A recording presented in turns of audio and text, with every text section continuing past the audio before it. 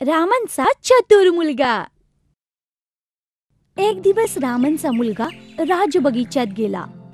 त्याने तिथे सुंदर लाल गुलाब पाहिले आणि तो आपल्या आईसाठी काही तोडू लागला. अरे अरे अरे, तो बघा, तो मुलगा तो फुलं तोडतोय. पकडा पकडा त्याला. शिपाई मुलाला घेऊन राजाकडे जाऊ लागले. तोच रस्त्यात, अरे काय झालं? माझ्या मुलाला कुठे घेऊन चाललायत?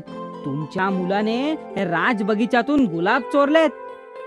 मी त्याला गुलाबांसकट पकडलंय. त्याला आता पकडून राजाकडे घेऊन जातोय. काय? माझा मुलगा असं कधी करणार नाही. त्याच्या हातातले गुलाबाचे फूल तर पहा ना. जर माझ्या मुलाने चूक केली असेल तर त्याला शिक्षाही झालीच पाहिजे. पण रामनला आपल्या मुलाला शिक्षा व्हावी असं वाटत नव्हतं. म्हणून त्याने आपल्या मुलाचे डोके उपरण्याने झाकून टाकले. वर सूर्य तळपतोय, हे माझ्या मुलाचं रक्षण करण्यासाठी. आपल्या वडिलांची योजना त्या मुलाने अचूक ओळखली. त्याने आपल्या हातातील फुलं पटकन खाऊन टाकली. वर उपरणे असल्याने शिपायांना काही कळलेच नाही. शिपायांनी मुलाला राजासमोर उभे केले. महाराज, हा रामनचा मुलगा आहे.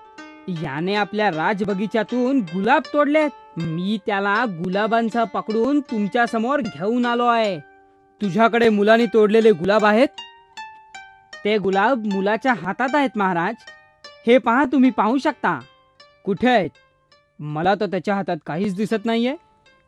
मुलाने सांगितले की आपल्या वडिलांवर कलंक लावण्यासाठी या शिपायाने त्याला उगीच पकडले.